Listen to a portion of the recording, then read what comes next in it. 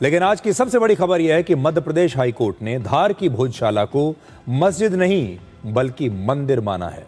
लगभग 512 वर्षों से भोजशाला को लेकर एक विवाद चल रहा था और 39 वर्षों से इस मामले पर भारत की अदालत में सुनवाई हो रही थी। लेकिन आज मध्य प्रदेश हाई कोर्ट की इंदौर बेंच ने यह स्पष्ट कर दिया कि यह भोजशाला असल में देवी सरस्वती यानी वाग देवी का मंदिर है। असल में भोजशाला मध्य प्रदेश के धार शहर में एक ऐतिहासिक और विवादित धार्मिक स्थल है। ये नाम परमार वंश के राजा भोज के नाम पर पड़ा है, जो 11वीं शताब्दी यानी लगभग 1000 वर्ष पहले यहाँ पर शासन करते थे। भोजशाला में भोज का मतलब राजा भोज से है और शाला का मतलब होता है शिक्षा का केंद्र। आसान भाषा में कहें तो भोजशाला राजा भोज का शिक्षा और संस्कृत के अध्ययन का एक केंद्र था। वर्ष 1514 में मालवा के सुल्तान महमूद शाह खिलजी ने यहां पर हमला करके कमाल मौला के नाम से एक मस्जिद और एक मकबरा बना दिया, जिसके बाद यहां पर यह विवाद शुरू हो गया। अब 5 पॉइंट्स में आपको बताते हैं कि हाई कोर्ट ने आज क्या कहा है, हाई कोर्ट का फैसला क्या है। पहला, अब भोजशाला में सिर्फ हिंदुओं को पूजा का अधिकार होगा। दूसरा, मुसलमान अब यहां पर नमाज अदा नहीं कर सकेंगे। तीसरा, कोर्ट ने कहा कि भोजशाला में सरस्वती मंदिर और संस्कृत शिक्षा केंद्र के सबूत मिले हैं। चौथा, कोर्ट ने इस केस की सुनवाई में आर्कियोलॉजिकल सर्वे ऑफ इंडिया यानी ASI के सर्वे के साथ ऐतिहासिक तथ्यों और अयोध्या केस को भी एक आधार माना है, अयोध्या में जो राम मंदिर का मामला था। और पांचवां, मुस्लिम पक्ष अगर अपनी अलग मस्जिद बनाने के लिए कोई अलग से जमीन चाहते हैं तो सरकार इस पर विचार कर सकती है। आज हाई कोर्ट ने 2 पुराने फैसलों को भी खारिज कर दिया। पहला है वर्ष 1935 का धार रियासत का वो आदेश जिसमें इस भोजशाला परिसर को मस्जिद माना गया था और इसे मुसलमानों को सौंप दिया गया था। आज से ये फैसला खत्म। और दूसरा, वर्ष 2003 का ASI का वो आदेश जिसमें हिंदुओं को भोजशाला में हर मंगलवार को पूजा करने और मुसलमानों को हर शुक्रवार को यहां पर नमाज अदा करने की अनुमति दी गई थी, आज से ये भी बंद। आज भोजशाला के केस में ऑनरेबल इंदौर हाई कोर्ट का बहुत ही ऐतिहासिक फैसला आया है, जिसमें ऑनरेबल इंदौर हाई कोर्ट ने जो ASI का 7 अप्रैल 2003 का ऑर्डर है उसको पार्शली क्वैश किया है और हिंदू समाज के लोगों को वहां पे पूजा पाठ का अधिकार दिया है। कोर्ट ने भोजशाला कॉम्प्लेक्स को राजा भोज का माना है, एक सरस्वती स्कूल माना है लर्निंग का। साथ ही साथ इसमें सबसे महत्वपूर्ण बात यह है कि भोजशाला के केस में जो हमारी मांग थी कि वहां से लंदन के म्यूजियम से मूर्ति वापस लाई जाए, कोर्ट ने कहा है कि सरकार इस रिप्रेजेंटेशन को कंसिडर करे। और साथ ही साथ कोर्ट ने यह भी कहा है कि जो मुस्लिम पक्ष हैं वो सरकार को रिप्रेजेंटेशन दे सकते हैं, जो रिस्पोंडेंट नंबर 8 है मौला कमालुद्दीन की तरफ से, और उनको अल्टरनेट लैंड देने के लिए सरकार उस पर विचार करे। पर सबसे महत्वपूर्ण बात यह है कि कोर्ट ने यहाँ पे हमें पूजा पाठ का अधिकार दिया है। मैनेजमेंट के लिए सरकार को कहा है कि वो इसके मैनेजमेंट के लिए चीजें देखे।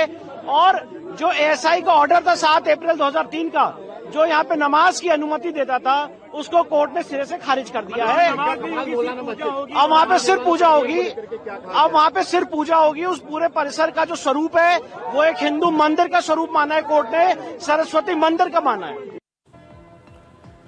भोजशाला पर हिंदू और मुस्लिम दोनों समुदायों के अपने अपने दावे रहे हैं, ये दोनों ही अपने दावे करते रहे हैं। हिंदू पक्ष इसे देवी सरस्वती का मंदिर मानता रहा है, जबकि मुसलमान इसे कमाल मौला की मस्जिद बताते हैं।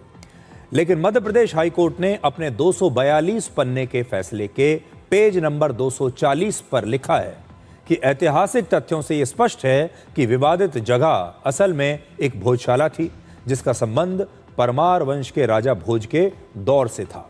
भोजशाला कभी संस्कृत शिक्षा का एक केंद्र हुआ करता था। राजा भोज के काल में धार में देवी सरस्वती के एक मंदिर का अस्तित्व भी यहां पर था। इस फैसले के बाद भोजशाला के आसपास सुरक्षा के इंतजाम कर दिए गए हैं और इस पूरे परिसर को अभी बंद कर दिया गया है। हिंदू पक्ष इस फैसले का स्वागत कर रहा है, लेकिन मुस्लिम पक्ष इस फैसले को सुप्रीम कोर्ट में चुनौती देगा। मुस्लिम पक्ष इस फैसले को मानने के लिए अभी तैयार नहीं है। हमें यकीन था कि फैसला हमारे पक्ष में ही आएगा और अभी देखते हैं, समीक्षा करते हैं क्या होता है। अगर खिलाफ लगेगा तो माननीय हाईकोर्ट का सम्मान करते हुए सुप्रीम कोर्ट में अपील जरूर करेंगे जो जो हमारे खिलाफ हुआ। अमन चैन यहाँ पर कायम है, अमन चैन से सब लोग रहें, और ये कोई अंतिम फैसला नहीं है।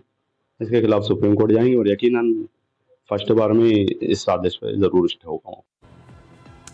अब हिंदू पक्ष ने सुप्रीम कोर्ट में एक और याचिका दायर की है, जिसे कानूनी भाषा में कैविएट कहते हैं।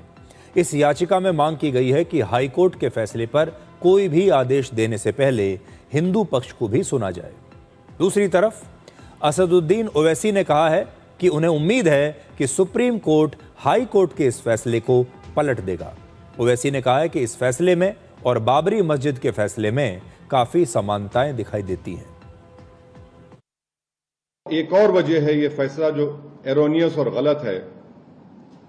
मुस्लिम साइड ने ये आर्ग्यू किया था कि जो पीआईएल दाखिल की गई थी, रिट पिटीशन में उन्होंने डिस्प्यूटेड क्वेश्चन ऑफ फैक्ट उठाए।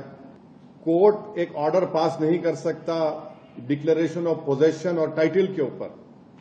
और एक और बात जो आपको समझने की जरूरत है कि ऑलरेडी एक सिविल डिस्प्यूट केस चल रहा है टाइटल का, उसको भी कोर्ट ने नजरअंदाज कर दिया।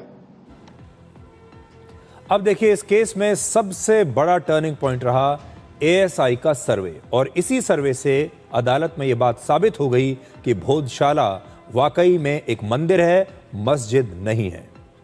दरअसल हाईकोर्ट ने मार्च 2023 में एएसआई को भोजशाला का एक सर्वे करने का आदेश दिया था। एएसआई ने लगभग 3 महीने तक एक वैज्ञानिक सर्वे किया, जिसमें भोजशाला की दीवारों, वहां के स्तंभ, फर्श और छत की जांच की गई और यहां पर खुदाई भी की गई। खुदाई के दौरान लगभग 4 से 5 मीटर नीचे एक ऐसा विशाल ढांचा मिला जो पहले से मौजूद एक मंदिर के अवशेषों से बना हुआ था, मंदिर के अवशेषों के ऊपर बना था। और वो मंदिर लगभग 1000 वर्ष पुराना यानी परमार युग का मंदिर था। एएसआई को गणेश, ब्रह्मा, नरसिंह और भैरव की 94 मूर्तियां और उनके टूटे हुए हिस्से भी यहां पर मिले। साथ ही यहां पर शेर, हाथी, घोड़ा, सांप और कछुआ जैसी पौराणिक आकृतियां भी मिली, जो अक्सर मंदिरों में देखी जाती हैं। ऐसी आकृतियां किसी भी मस्जिद में नहीं होती। सबसे महत्वपूर्ण सबूत वो दस्तावेज थे जो परमार राजाओं से जुड़े साहित्यिक और धार्मिक ग्रंथों में मिले हैं। एक और बड़ी दिलचस्प बात यह है कि वर्ष 1875 में भोजशाला में खुदाई के दौरान सरस्वती की एक मूर्ति मिली थी, जिसे अंग्रेज अपने साथ ब्रिटेन ले गए थे। क्योंकि उस समय अंग्रेजों का राज था हमारे देश में, तो वो इस मूर्ति को ब्रिटेन ले गए और सरस्वती की ये प्रतिमा तब से लेकर अब तक ब्रिटेन के एक म्यूजियम में रखी हुई है, जिसे इस मंदिर में होना चाहिए था। हिंदू पक्ष ने अदालत में यह भी अपील की है कि अब सरकार ये प्रतिमा वहां से लेकर आए और इसी मंदिर में उसे दोबारा से स्थापित किया जाए। अब आप ये देखिए कि 500 वर्षों में कैसे मुस्लिम आक्रमणकारियों ने इस भोजशाला यानी मंदिर को तोड़कर एक मस्जिद बना दी। अदालत में याचिकाकर्ताओं ने यह दावा किया था कि वर्ष 1034 में राजा भोज ने सरस्वती की पूजा और संस्कृत शिक्षा के लिए यह भोजशाला बनवाई थी। इसके बाद वर्ष 1305 में दिल्ली के सुल्तान अलाउद्दीन खिलजी ने भोजशाला पर हमला करके 1200 से ज्यादा छात्रों और शिक्षकों की हत्या करवा दी थी। ये याद रखिएगा आप, 1200 से ज्यादा छात्रों और शिक्षकों की हत्या यहां पर हुई और कभी आप तक ये बात पहुंचती ही नहीं। वर्ष 1401 में मालवा के सेनापति दिलावर खान ने इस मंदिर को मस्जिद में बदलने की कोशिश की, लेकिन तब वो सफल नहीं हो पाया। फिर इसके और बाद वर्ष 1514 में मालवा के सेनापति महमूद शाह खिलजी ने एक और हमला करके इस भोजशाला के बाहर की जमीन पर कमाल मौला के नाम से एक मस्जिद और मकबरा बनवा दिया। 12वीं शताब्दी यानी आज से लगभग 800 वर्ष पहले इस्लामिक आक्रमणकारी मोहम्मद गौरी के हमले के साथ ही भारत में मंदिरों को तोड़कर मस्जिद बनाने का यह प्रचलन शुरू हुआ था। वर्ष 1026 में सोमनाथ मंदिर पर मुस्लिम आक्रमणकारियों का पहला बड़ा हमला हुआ था। इसके 168 वर्ष के बाद वर्ष 1194 में काशी विश्वनाथ मंदिर पर पहला बड़ा हमला हुआ। इसके 334 वर्षों के बाद 1528 में अयोध्या में भगवान श्री राम के मंदिर को तोड़कर यहां पर बाबरी मस्जिद बनाई गई और अगले 150 वर्षों में मथुरा के श्री कृष्ण जन्मभूमि के मंदिर को नष्ट किया गया। ये किसी एक मुस्लिम आक्रमणकारी की कहानी नहीं है, किसी एक आक्रमणकारी की बात नहीं है, बल्कि ये उस समय का एक पैटर्न था जिसमें हर आक्रमणकारी यही काम करता था, जिसे मोहम्मद गौरी, अलाउद्दीन खिलजी, बाबर और औरंगजेब जैसे बादशाहों ने हर बार अपने शासनकाल में अपनाया। इन सभी ने एक ही काम किया कि जितने भी हिंदू मंदिर हैं उन्हें नष्ट करो और उनकी जगह पर मस्जिदें बनवा दो। इसीलिए अगर आप पूरे भारत में जहां जहां इन लोगों का शासन था, जहां जहां पर मुस्लिम आक्रमणकारी गए, आपको हर जगह यही चीज दिखाई देगी। मंदिरों को तोड़ा गया और उनके ऊपर मस्जिद बनाई गई और वो विवाद अब तक चल रहे हैं। ये हमले सिर्फ एक बार नहीं बल्कि बार बार किए गए। जैसे सोमनाथ मंदिर को एक बार नहीं बल्कि 17 बार तोड़ा गया। काशी विश्वनाथ मंदिर को 3 बार तोड़ा गया। ये सिर्फ भारत में ही नहीं ऐसा हुआ बल्कि आसपास के कई देशों में भी ऐसा ही हुआ है। हालांकि जो हिंदू आबादी थी, जो हिंदू थे, वो इस ऐतिहासिक अन्याय को पलटने के लिए आज भी कोर्ट का ही सहारा ले रहे हैं। उस समय भी हिंदुओं ने कोई हिंसा नहीं की थी और आज भी जो हिंदू हैं वो कानूनी तरीके से अदालत में जाकर अपने हक की लड़ाई लड़ रहे हैं। उन्होंने हिंसा नहीं की। ये हिंदू सड़कों पर नहीं उतरे और संवैधानिक तरीके से ये अपने अधिकार मांग रहे हैं। ये भी आज एक सोचने वाली बात है। जबकि अगर आप देखें तो जैसे ही भोजशाला पर हाईकोर्ट का ये आदेश आया है, आप देखेंगे हिंदू तो इसमें जश्न मना रहे हैं, वो खुश हैं, सेलिब्रेट कर रहे हैं। लेकिन साथ ही हर बार जब ऐसा फैसला आता है तो सुरक्षा व्यवस्था बहुत तगड़ी करनी पड़ती है। पुलिस को, सुरक्षा बलों को बुलाया जाता है और चारों तरफ पुलिस का पहरा लगा दिया जाता है। आज भी यही करना पड़ा। आप तस्वीरों में देखिए। ऐसा कैसे होता है कि अदालत में हाई कोर्ट ने कोई फैसला दे दिया, राम जन्मभूमि के बारे में सुप्रीम कोर्ट ने कोई फैसला दे दिया और जैसे ही यह फैसला आता है सरकार ये समझ जाती है कि अब दंगे हो सकते हैं, हिंसा फैल सकती है और हर बार फैसले के बाद इसी प्रकार से बड़ी संख्या में सुरक्षा बलों को उस विवादित स्थल के आसपास तैनात किया जाता है, क्योंकि उन्हें डर होता है कि एक खास वर्ग यहां पर आकर हिंसा करेगा, क्योंकि उन्हें डर होता है कि एक खास वर्ग ऐसा है जो अदालतों के आदेश को मानता ही नहीं है, वो संविधान को मानता ही नहीं है और वो जरूर बाहर निकलेगा और फिर हिंसा करेगा।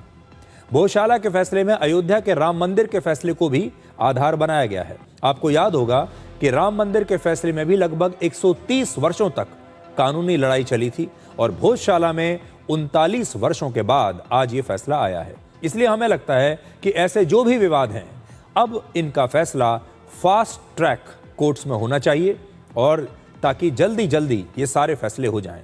जैसे काशी और मथुरा का जो मामला अभी भी अदालत में चल रहा है, इन पर भी एक फास्ट ट्रैक कोर्ट बैठनी चाहिए और जल्दी से जल्दी ये फैसले होने चाहिए। असल में देखिए, जितने भी इस प्रकार के फैसले हैं, जो धार्मिक मुद्दे हैं, मंदिर और मस्जिद के जो अलग अलग मुद्दे चल रहे हैं, चाहे वो काशी विश्वनाथ का मुद्दा हो, चाहे श्री कृष्ण जन्मभूमि का मुद्दा हो, चाहे भोजशाला का मुद्दा हो, इन पर बहुत राजनीति होती है। वर्षों वर्षों तक राजनीति होती चली जाती है, तुष्टीकरण की राजनीति होती है और खास तौर पर जो मुस्लिम वर्ग है वहां पर बहुत सारे नेता उनकी भावनाओं का फायदा उठाते हैं और जितना लंबा ये केस चलता रहता है उतनी ही लंबी राजनीति भी चलती रहती है। लोगों को इनके नाम पर भड़काया जाता है, गलत इतिहास बताया जाता है, गलत तथ्य बताए जाते हैं और असल में सेकुलरिज्म के नाम पर, धर्मनिरपेक्ष अपने आप को दिखाने के नाम पर लोग अक्सर ये बातें करते हैं कि यहां पर हिंदुओं का भी अधिकार दे दो और मुसलमानों का भी अधिकार दे दो।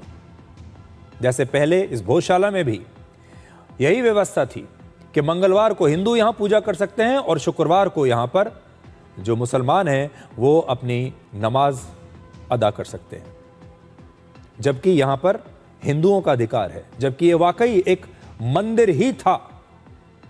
इसलिए अब ये सारी व्यवस्थाएं बंद होनी चाहिए। जल्दी जल्दी फास्ट ट्रैक करके जो बाकी के विवादित स्थल हैं उन पर भी फटाफट फैसला आ जाना चाहिए, ताकि इस देश के जो लोग हैं, खासतौर पर जो हिंदू हैं, उनके सामने स्थिति बिल्कुल स्पष्ट हो जाए। जो मुसलमान भी हैं वो भी स्थिति को समझ जाएं। उन्हें भी ये बात समझनी होगी कि उन्हें गलत इतिहास, गलत तथ्य बताए गए हैं और इन मस्जिदों के नाम पर उन्हें भड़काया गया है।